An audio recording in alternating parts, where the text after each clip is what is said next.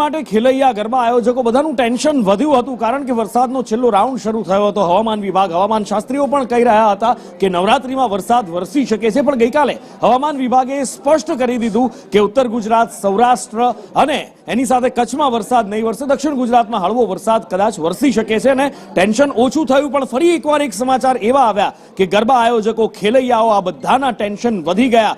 ગરબા થશે કે કેમ એની ઉપર સવાલ કે નિશાન ઊભા થઈ ગયા, અને એનું કારણ વરસાદ નથી, એનું કારણ છે પરમિશન. કારણ કે દર વખતે પરમિશન લેવાની હોય છે.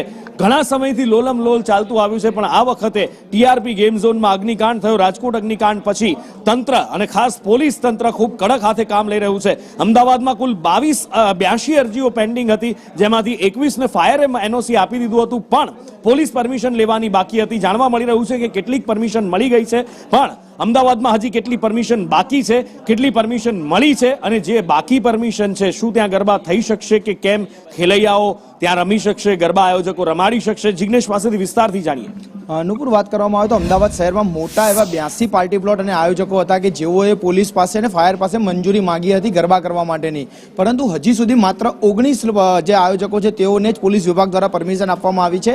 ફાયર વિભાગે આજ વહેલી સવાર સુધીમાં 21 જે આયોજકો હતા તેમને એનઓસી આપી હતી, તેમાંથી પોલીસ વિભાગે 19ને મંજૂરી આપી દીધી છે. એટલે કે સત્તાવાર તે 19 પાર્ટી પ્લોટોમાં ગરબા કરી શકશે, પરંતુ 82માંથી 19ને બાદ કરતા અન્ય જે આયોજકો તે છે તે હજી વેઇટિંગમાં છે, કારણ કે તેમની પાસે કોઈના કોઈ દસ્તાવેજ ખૂટે છે.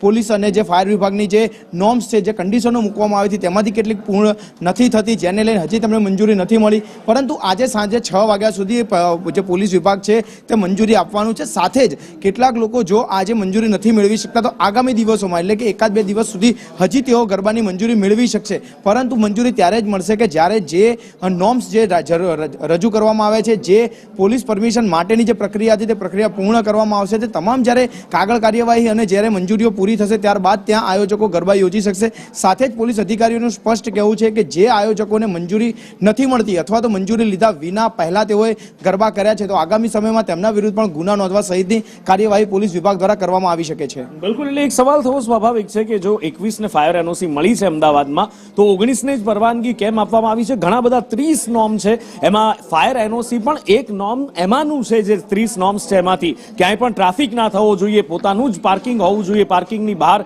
ગાડી પાર્ક ન હોવી જોઈએ, વગેરે વગેરે વગેરે વગેરે 30નું લાંબુ લિસ્ટ છે. આ પૂરું કરવું શક્ય છે કે કેમ? ન માત્ર અમદાવાદ, રાજકોટ, વડોદરા, સુરત, પણ આખા ગુજરાતની અંદર આ પૂર્ણ કરવું શક્ય છે કે કેમ, એ પણ એક સવાલ આવીને ઊભો રહ્યો છે. જોઈએ હવે શું થાય છે આગામી સમયમાં. પણ આવી જ અસમંજસ રાજકોટમાં પણ છે, આવી જ અસમંજસ સુરતમાં પણ છે, કારણ કે ઘણા બધા એવા પાર્ટી પ્લોટ છે, ઘણા બધા એવા ગરબા આયોજકો છે કે જેમની પાસે હજી પોલીસની પરમિશન નથી આવી, અને પોલીસનું સ્પષ્ટ કહેવું છે, પોલીસ તંત્રનું, કે પરમિશન નહીં હોય તો અમે ગેટ નહીં ખુલવા દઈએ. જોઈએ હવે આગલા સમયમાં શું થાય છે. પણ એની સાથે સાથે એક